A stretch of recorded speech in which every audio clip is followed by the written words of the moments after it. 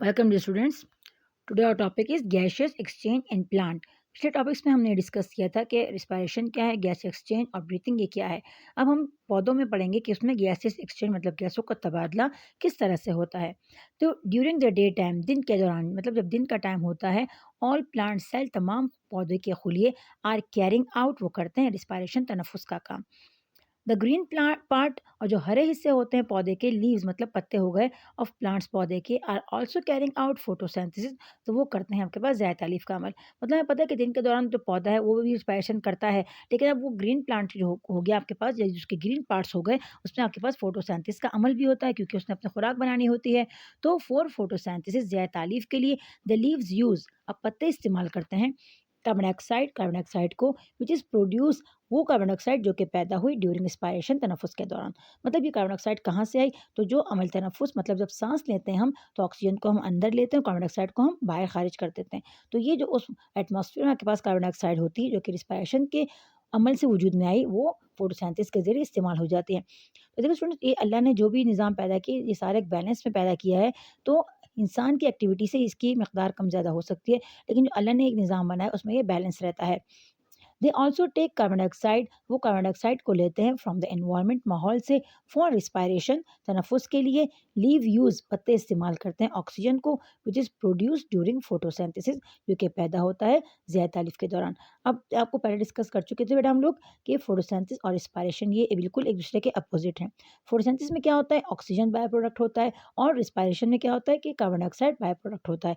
तो ये पूरा साइकिल चलता रहता है नेचर में। तो जब हम दिन के टाइम पौधे ज़िया तालीफ का काम करते हैं, मतलब सूरज की रोशनी की मौजूदगी में अपनी खुराक तैयार करते हैं, तो वो ऑक्सीजन को रिलीज़ करते हैं और कार्बन डाइऑक्साइड को तनफ़ुस के ज़रिए रिस्पायरेशन के लिए लेते हैं। और फिर जब इंसान को ज़रूरत होती है ऑक्सीजन की, तो वो एनवायरनमेंट में से ले लेता है और कार्बन डाइऑक्साइड को वहाँ पर रिलीज़ कर देता है।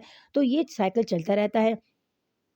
ड्यूरिंग रिस्पायरेशन, तनफुस के दौरान, दे रिलीज कार्बन डाइऑक्साइड, वो खारिज करता है कार्बन डाइऑक्साइड को, which is use in photosynthesis, जिसको हम इस्तेमाल करते हैं ज़िया तालीफ में। तो ड्यूरिंग डे टाइम, दिन के वक्त, leaves are taking carbon dioxide, पत्ते लेते हैं कार्बन डाइऑक्साइड को फ्रॉम द एनवायरनमेंट, माहौल से, and releasing oxygen in it, और उसके लिए क्या करते हैं? खारिज कर देते हैं ऑक्सीजन को इसमें, मतलब माहौल में। अब ड्यूरिंग द नाइट, रात के दौरान, all cell are carrying out respiration, तमाम जो खुलिए होते हैं, चाहे वो प्लांट के हो चाहे वो एनिमल के हो, सब क्या करते हैं? रिस्पायरेशन का काम, क्योंकि रात में सूरज नहीं होता, तो आपके पास फोटोसिंथेसिस का अमल भी नहीं होता। While there is no photosynthesis, तो आपके पास कोई भी ज़ाय तालीफ का अमल नहीं होता।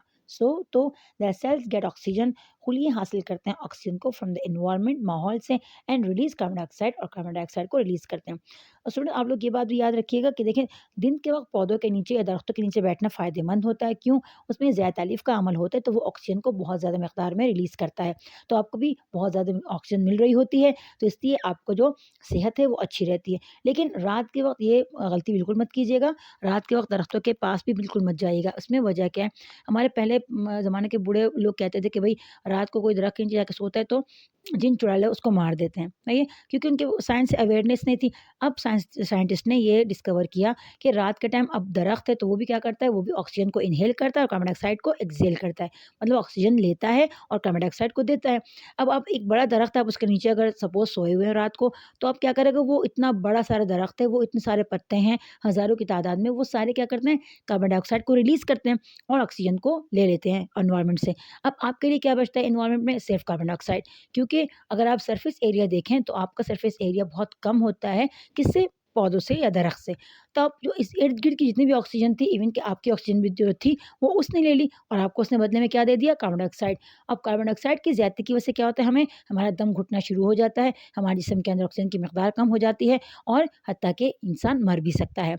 तो रात के टाइम पौधों के पास बिल्कुल भी मत जाइएगा। अच्छा, आगे बढ़ते स्टूडेंट्स। अब इन प्लांट्स, पौधों में, द गैसियस एक्सचेंज, गैसों का तबादला बिटवीन द बॉडी, जिस्म में, एंड एनवायरनमेंट, और माहौल में अकर होता है थ्रू द सरफेस, सतह से, जो सतह होती है उनकी, उससे होता है। The outer surface of the root, अब कौन कौन सी जगह आपको जगह बता रहे हैं। द आउटर सरफेस, बैरूनी सतह, ऑफ द रूट्स, जड़ों की, स्टेम, तने की, एंड लीव्स, और पत्ते की, इज कॉल्ड द एपिडर्मिस, जो उसे हम कहते हैं एपिडर्मिस। जो सबसे बाहर वाली तह होती है, चाहे वो रूट की हो, स्टेम की हो, लीव्स की, वो एपिडर्मिस कहलाती है। This layer allow the exchange of gases, ये जो लेयर है इसमें आपके पास गैसों का तबादला होता है between the inner cell and the environment, खुलिए के अंदर और माहौल में। At some part of the of the thick cuticle is present, और कुछ हिस्से में आपके पास क्या होते हैं, थिक क्यूटिकल, एक थिक मतलब मोटे से क्यूटिकल्स उभार मौजूद होते हैं, इन प्रेजेंट मौजूद होते हैं ओवर द एपिडर्मिस, एपिडर्मिस के ऊपर, is also allow the exchange of gases, तो इससे भी गैसों का तबादला हो सकता है। अब इन लीज पत्तों में एंड यंग स्टेम और छोटे तनों में जो ग्रीन होते हैं, the epidermis has small pores, epidermis में छोटे सुराख होते हैं, कॉल्ड स्टोमेटा, जिसको हम स्टोमेटा कहते हैं।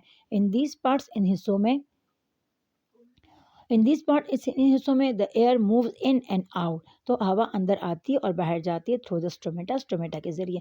जिस तरह हमारे जिस्म में नाक होती है ऑक्सीजन को अंदर लेने के लिए और कार्बन डाइऑक्साइड को बाहर भेजने के लिए, इस तरह पौधों में अल्लाह पाक ने स्टोमेटा को बनाया है। आपको यहाँ पर तस्वीर में नजर आ रहा होगा कि आपके पास क्या है, ये क्यूटिकल्स भी होते हैं इसमें, और आपके पास जो लोअर एपिडर्मिस होती है, अपर में नहीं, लोअर एपिडर्मिस में आपके पास क्या होते हैं, ये ओपनिंग्स होती हैं, इसको हम स्टोमेटा कहते हैं। ये आपके पास पौधे की नाक का काम करते हैं, क्योंकि इसी से यहाँ पर गैसेस एक्सचेंज होती है, तो यहाँ पर ये ऑक्सीजन को लेता है और कार्बन डाइऑक्साइड को बाहर निकालता है, या ज़्यादा तालीफ के दौरान क्या करता है, ये कार्बन डाइऑक्साइड को बाहर लेता है और ऑक्सीजन को बाहर निकालता है।